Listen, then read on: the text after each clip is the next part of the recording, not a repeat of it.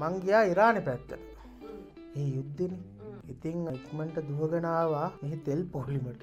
තෙල් ටිකක් නම් ගහගත්තා. බැරල් වලට නම් පුරවගත්තේ නෑ අපි. ඒ වැඩ ටිකක් ඉවර කරගෙන ඉන්න අතරතුරේදී FCID එක පැත්තට අපිට එන්න කිව්වනේ. දන්නවදයි කියලා.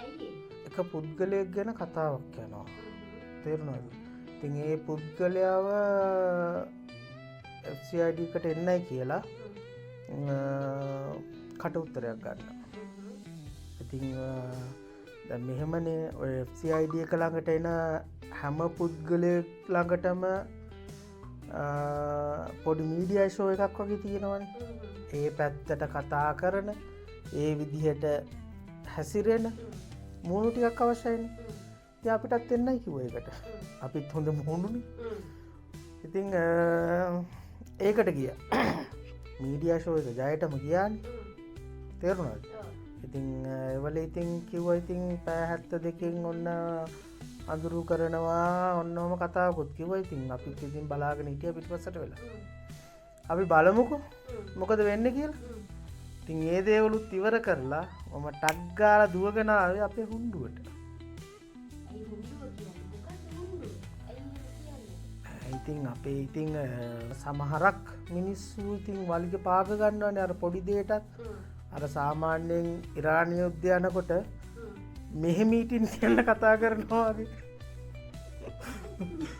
ඉතින් ඒ වගේ තමයි. ඉතින් ඒ වගේ අර අපිට හිතන විදිහට අපි කතා කරොත් පිස්සෝ සෙට් එකක් ඉන්නවා. ඉතින්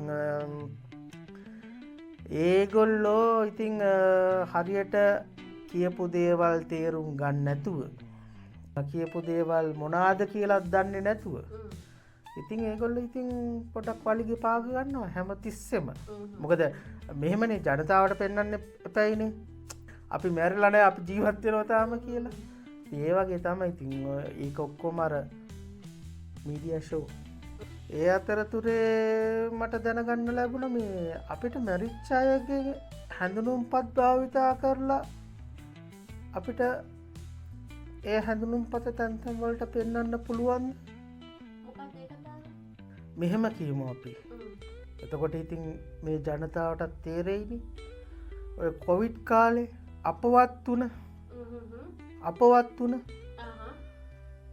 ස්වාමීන් වහන්සේ නමකගේ හාමුදුරුව කෙනෙක්ගේ හැඳුනුම්පතක් භාවිතා කරන පුද්ගලයෙක් ඉන්නවලු. ඉතින් මට මේ නිවුස් එක දැන් ආවේ. ඉතින් අපි ඒක පෙරලලා ගමු. අපි කතා කරන්නේ ලංකාවේ මේ සමාජය තුළ සිදුවෙන හොඳ නරක සියලු දේ ගැන. ඉතින් අපි ඔබටත් ආරාධනා කරනවා එන්න අපේ YouTube channel එකට. අපිට හිතෙන විදිය අපි කියනවා.